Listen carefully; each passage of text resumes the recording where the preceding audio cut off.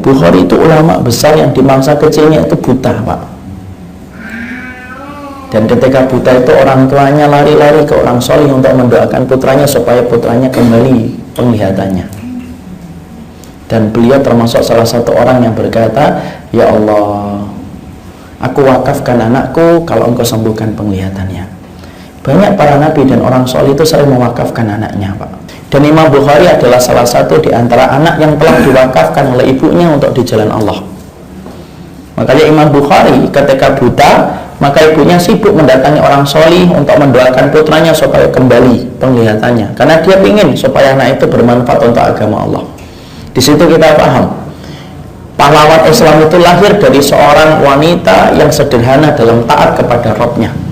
Pahlawan Islam itu datang dari rumah-rumah sederhana, Pak, dari wanita-wanita luar biasa yang mempunyai kesederhanaan hidup ketika memandang visi untuk mendapatkan ridhanya Allah. Sudah itu saja.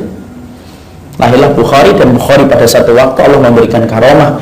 Ibunya tidur, lalu kemudian dalam mimpinya Allah memberikan petunjuk, anakmu telah aku sembuhkan dan aku telah kembalikan penglihatannya. Bangun, dia langsung mendatangi putranya Bukhari, dibangunkan Bukhari, kemudian Bukhari bangun dan mampunya melihat. Dan akhirnya kemudian disitulah Imam Bukhari langsung dilatih untuk menjadi seorang ulama dan orang yang paling kuat hafalannya. Jadi kalau kita menyebutkan ulama-ulama yang paling kuat hafalannya itu bersaing antara Imam Syafi'i dengan Imam Bukhari. Kalau Imam Syafi'i, Pak, kalau kemudian membaca itu harus ditutup sebelahnya. Kenapa? Kalau kemudian melirik yang di sebelahnya langsung hafal. Kita ini sampai ngubek-ngubek, sobek-sobek doa dari syirik aja, Allahumma inni a'udzubika an usyrika, tanya terus setiap kajian. Imam Syafi'i itu harus ditutup sebelahnya. Kalau Imam Bukhari muda, Masya Allah, Imam Bukhari muda itu garis kehidupannya indah betul. Imam Bukhari muda itu dari kecilnya sudah luar biasa dalam hafalan. Imam Bukhari itu pernah melihat ada dua orang yang bertengkar hebat dengan bahasa yang bukan bahasa ibunya Imam Bukhari. Dua orang itu bertengkar dengan bahasa asing.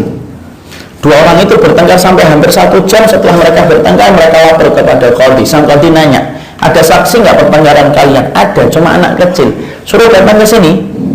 Suruh datang ke sini.